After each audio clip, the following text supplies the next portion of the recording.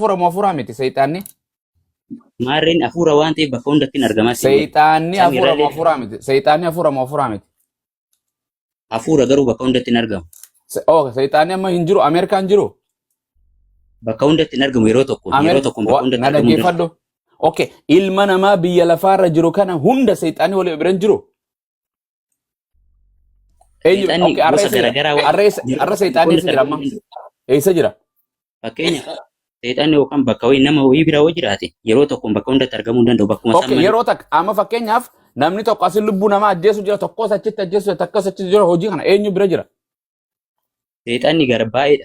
Seexanni baay'ina waan qabuuf seexana baay'ee hojii garaagaraa hojjetama.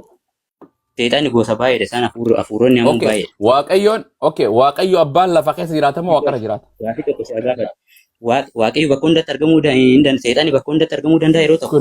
Kana deebisuu dandeessu. Seexanni hafuura naan jettee amantaa bara. Seexanni akkuma waaqayyo hin duune jettanii amantanii. Seexanni bakka hundatti walii gati Yesuus hin deemu danda'u. Seexanni tokko moo lama? Seexanni baay'eedha. Hafuura hamaan baay'ee. Okay, hafuurri hamaan kan Yesuus hin baadhate san kami? Maalitti? Kan Yesuus hin deeme san seexanni kami? Ani mata duree waaqummaa Yesuus irratti fi mata duree siyaasa irratti. Okay, anyway, siyaas deebis. Ayyee waan jedhu Waaqayyo abbaan waaqarra jiraata moo lafarra jiraata? Bakka hundatti argamaa jedhe. Samiirra jiraata. Mana namni ijaare keessa Waaqayyoon na dhaggeeffadhu kaa'if jedhu dura naasaayini. Waaqayyoon mana harki namaa ijaarame keessa hin jiraatu. Dhuga moo soba? Nama keessaas. Si keessa Waaqayyoon ni jira?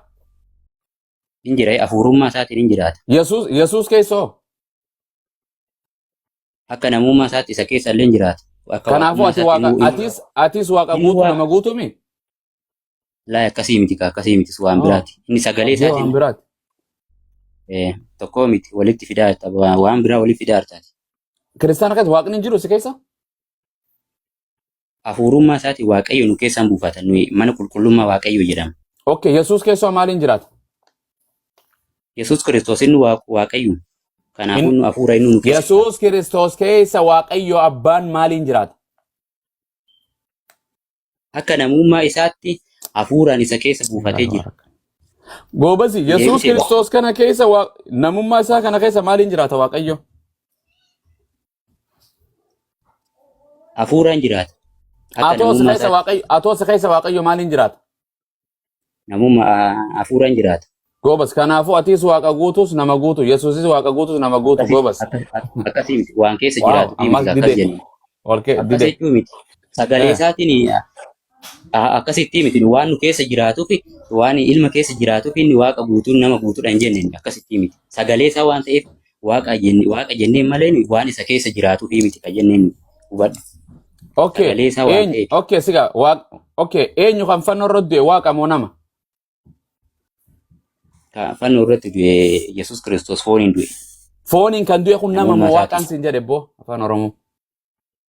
Nama guutuu waaqa guutuudha. Waaqaa fi namaatu fannoo irra du'e?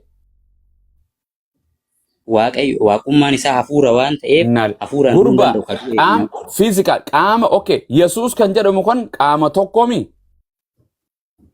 Miti? Qaama tokko garuu hojii garaagaraa qaba. Garuu kan meedhiis hojii sin gaafanne. Yesuus kan na dhaggeeffadhu. Abbaan qaama tokko hafuurri qulqulluun qaama addaati. Qaama sadii mijarri kun? Miti? Qaama sadeen kana keessaa fannoo irra kan fannisan kami? Abbaadha moo ilma moo hafuura qulqullu? Kana jechuun kan isinii du'e ilma moo abbaadha? Gurbaa waan asii afaan Oromoo siif hin galu afaan Oromoo siif hin galu? Eshi huutti eshi. Qaama sadeen kana keessa si katabaa qoy achi garagalfadha akkanatti yeroo baay'ee. Rakkoon qabu diitti naa galee. Laal. Abbaa Abbaa ilma hafuurumaan jedhayyee hafuura hin gabaabse.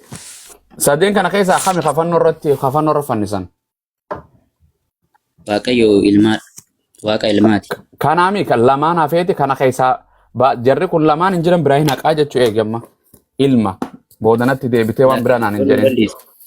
Qoye haqe. Ilma kana fannisanii mi? Ilma fannisan. Ilmi fannifame kun nama moo waaqa kan fannisan kun? Kan fannifame kun waaqa guutuu fi nama guutuudha. Kan fannisan waaqaas namaas fannisanii mi yoodoonni? Yeroo inni fannifame sanillee nama guutuu waaqa guutuu waan ta'eef. Goobas akkuma jirtu sila deema. Gara biraan jedhin kan fannisan namaas waaqaas qabaniiti waaqa abbaas ilmaas qabanii fannisanii mi?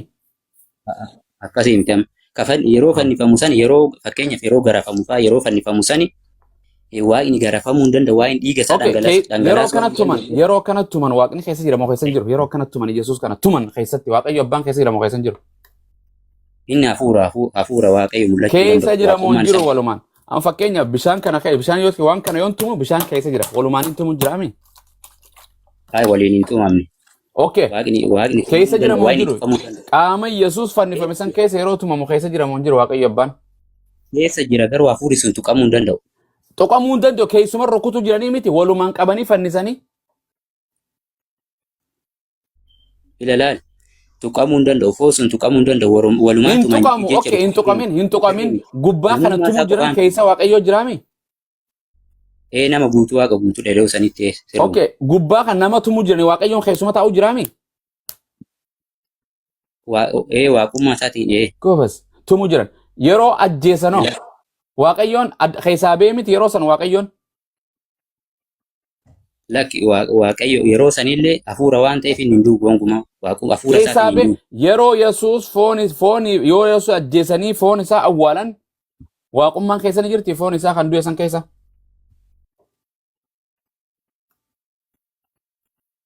Fooniin du'eera waan ta'eef. Foon du'e san keessa waaqayyo ni jira. Fakkeenyaaf foon du'e keessa miti lubbuu foon du'e keessa iyyuu lubbuun jiraachuu hin danda'u. Foon du'e san keessa kan biyyoo keessa sanduuqa keessa kan inni awwaalan sana carqiidhaan san keessa ni jira waaqayyoon yeroo inni du'u san du'aa isaa keessa waaqayyoon. Egaa du'e maani du'ee jira kaa garuu. Keessan jiruumi waaqayyoon keessan jiruumi.